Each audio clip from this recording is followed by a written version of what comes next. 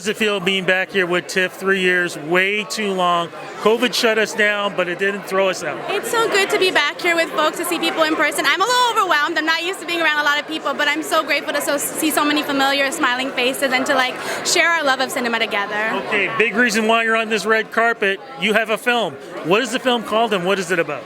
Our film is called This Place. It's a queer love story between two young women who are indigenous and a child of immigrants, and it's a story of love between them. It's a good romance, but it's also about them and their relationship with their family. It's a multi-generational coming to adulthood film. Where did the story come from?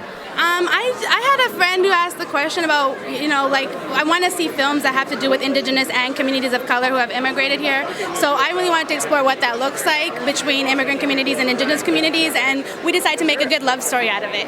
Where was it actually filmed? It was filmed right here in Toronto.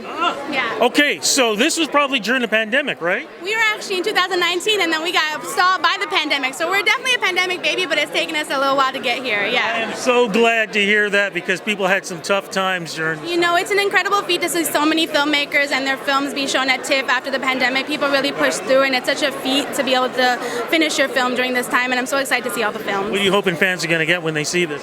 I hope that it makes them want to hug their elders and also fall in love. We need a lot of that. Thank you so much for to have you here. How does it feel being here at TIFF?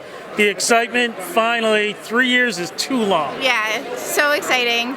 3 years is not even the half of it. I've been wanting to be a filmmaker here since I was really little. I grew up in Toronto, coming to TIFF, and it's really awesome to get to be part of it this time. And that's one of the big reasons why we're getting the chance to talk. You have a film here. What's the film about? What's it called? And what is it about, please? It's called North of Normal, and it's based on C. Sunrise Person's captivating memoir following her childhood in the Canadian wilderness and her relationship with her wild teen mom. Now, did you film this during COVID? Yeah. How tough was it to do this? Very. What are some of the examples? Well, we were supposed to film spring 2020, and that got shut down pretty quickly once the pandemic started. So we had to wait a whole other year. We were waiting on insurance. Thankfully, this summer we shot, cases are pretty low. Vaccines were thought to make you totally protected, so it was pretty hopeful while we were shooting. It was actually kind of fine while we were shooting, but the anxiety was there, and it's the precautions slow down filmmaking. They add costs to everything, so it's just another challenge of a particularly challenging thing to do. So, where did the story come from? My producer on my last film optioned the book about 5 or 6 years ago. Amazing. What are you hoping that fans are going to get from this film when they see it? I hope that they're entertained, but also a little bit heartbroken at the same time. Thank you so much, and congratulations. Thank you so much. First, sir, congratulations on having a film here at TIFF. Let's jump right into it. What is your film called, and what is it about?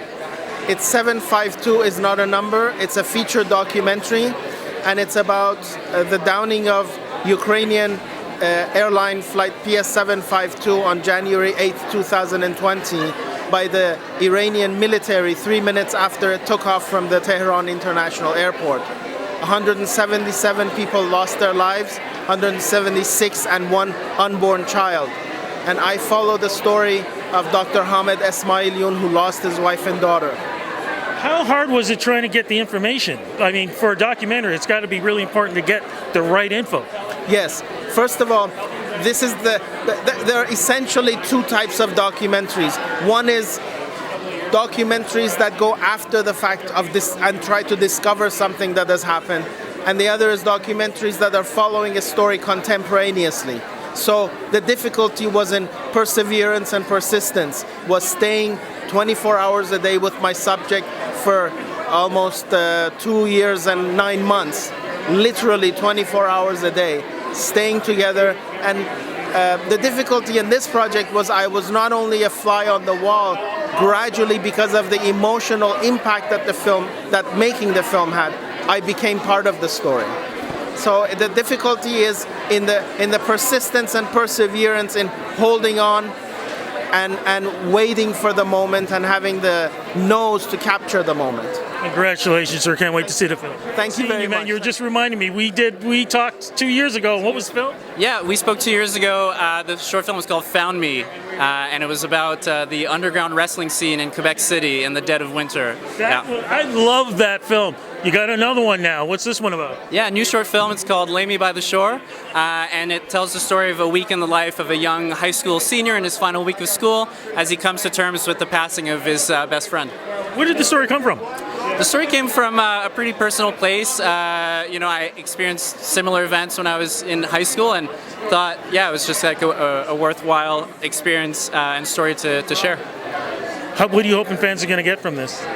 I hope they get thrown back into kind of the sort of sweet feelings of, being at the end of high school, sort of feeling on the precipice of the rest of your life or something like that, And I think we shot the film on sort of large format film and made it feel really cinematic, to feel. I know when I was a kid, I remember thinking when I was, living through my normal life, feeling like I was, in the middle of my own big cinematic film or music video. So I wanted to kind of do something like that. Congratulations, man. Cannot wait to see it and cannot wait to see what you're going to do in the future. Have fun at TIFF. Congratulations on having the film here at the Toronto International Film Festival. What is the film called and what is it about? The film's called The Chase. It's a short film.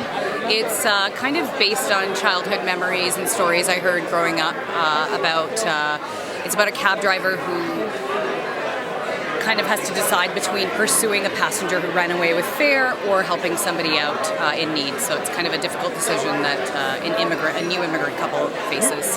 Where did the story come from? It's very loosely based on something my parents experienced. What are you hoping fans are going to get from the film? I hope it's a story that really resonates with people. It's, struggles that everyone deals with, bills, things like that, and just kind of trying to get by, and then what it means for your family. Congratulations. Can't wait to see the film. What's your name? Rudy Blair. Rudy. Thank you so much.